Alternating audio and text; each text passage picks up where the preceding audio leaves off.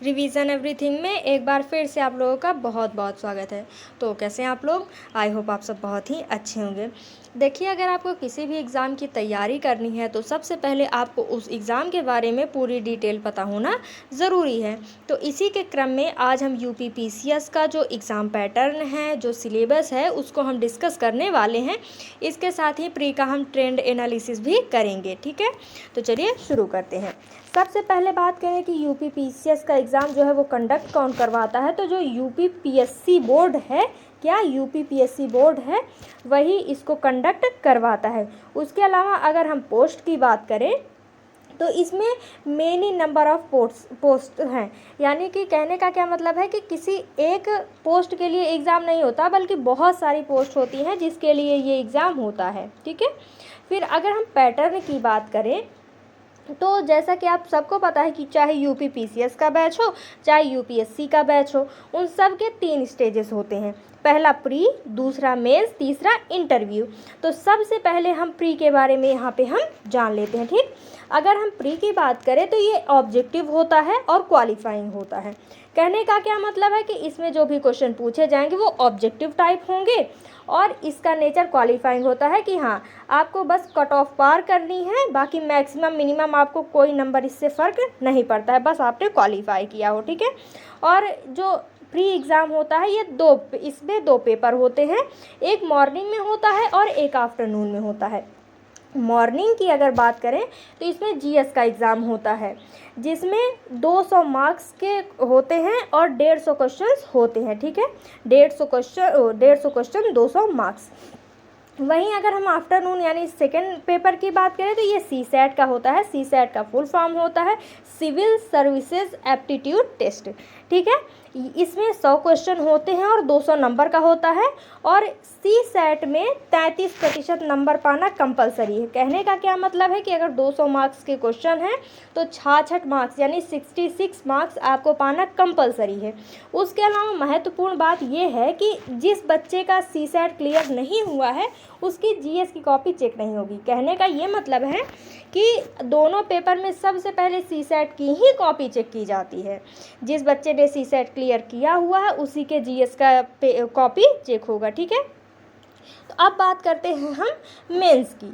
Mains की बात करें तो ये पेपर सब्जेक्टिव होता है, यानी कि लिखित होता है। इसमें जो भी क्वेश्चन आएंगे आपको उसका लिख कर जवाब देना होगा और वहाँ पे शब्द सीमा दी हुई होती है कि इतने शब्दों में आपको आपका जवाब देना है। इसमें पहला पेपर होता है जनरल हिंदी का जो कि 150 मार्क्स का होता है। ठीक है, और इसमें निबंध वगैरह लिखने को आते हैं।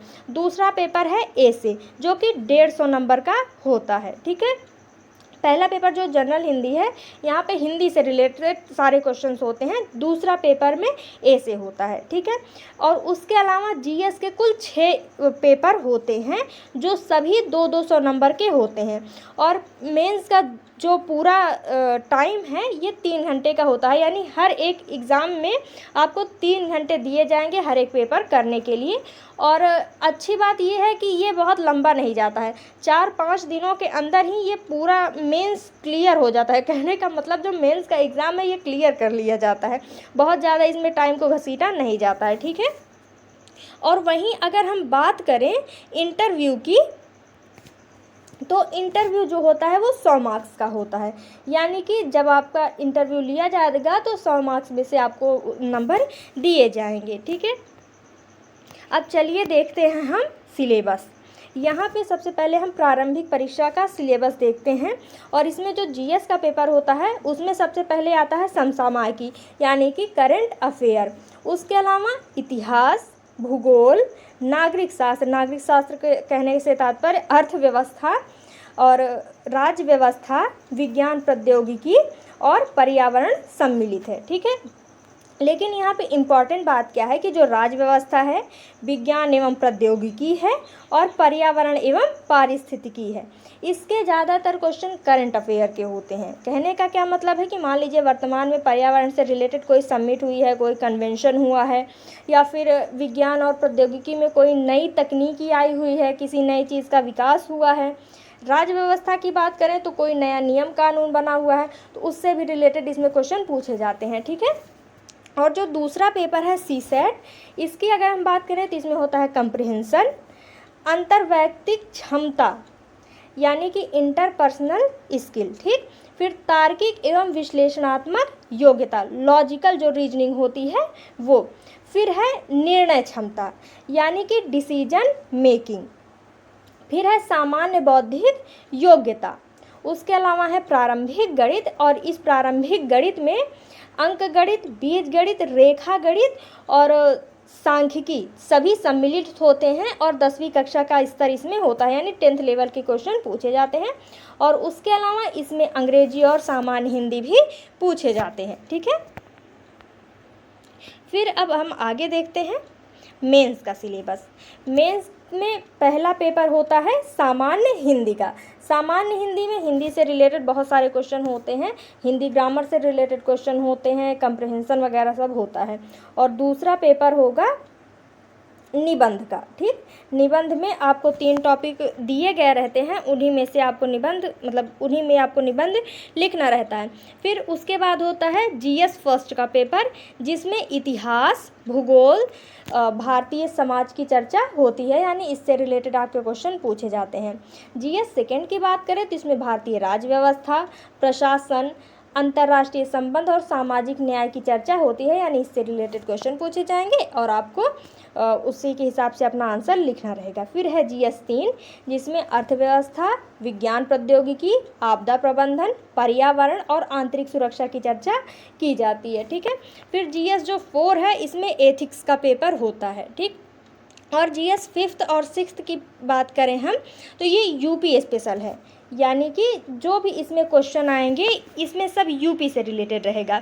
यूपी की भौगोलिक स्थिति, उसका पर्यावरण, उसके इंडस्ट्री, उसका हिस्ट्री, मतलब इसमें जो भी क्वेश्चन होंगे सब यूपी से ही रिलेटेड होंगे, ठीक है।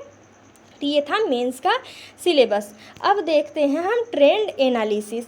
इसमें क्या होता है कि जो प्रीवियस ईयर में किस सब्जेक्ट से कितने क्वेश्चन आए हुए हैं उसी को यहाँ पे हम देखते हैं। बात अगर हम करंट अफेयर की करें तो इसमें लगभग 25 क्वेश्चन आते हैं, यानी कि 24, 25, 26 इसी के आसपास एवरेज में रहता है। उसके बाद अगर हम हिस्ट्री की बात करें तो 24 से 25 क्वेश्चन हिस्ट्री के आते हैं, ठीक है।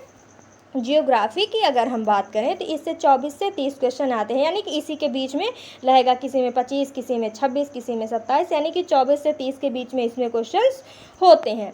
अगर पॉलिटी यानी राज्य व्यवस्था की हम बात करें तो इसमें 22 से 25 क्वेश्चन होते हैं, ठीक है। 1-2 क्वेश्चन आगे पीछे करके लगभग 22 से 25 क्वेश्चन होते हैं, ये हालत आज का है, ठीक है। फिर स्कीम ऑफ गवर्नमेंट, अब ये चाहे सेंट्रल गवर्नमेंट की हो चाहे स्टेट गवर्नमेंट की हो, इससे 3 नंबर के क्वेश्चन आते हैं, ठीक है। फिर है इकोनॉमिक एंड सोशल डेवलपमेंट, इससे 12 क्वेश्चन के लगभग आते हैं, ठीक है। फिर है इन्वायरमेंट एंड इकोलॉजी, इससे 10 से 12 क्वेश्चन आते हैं। फिर स्टैटिक जीके उत्तर प्रदेश, इससे लगभग 8 क्वेश्चन आते हैं, ठीक।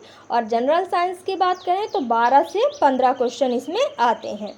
मिसलेनियस यानी विविध की बात करें तो 10 से 12 क्वेश्चन विविध से आते हैं, ठीक है।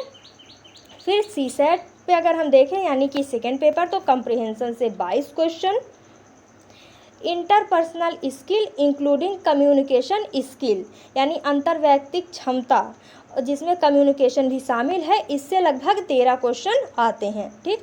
फिर है लॉजिकल रीजनिंग, इसके तहत 10 से 16 क्वेश्चन आते हैं।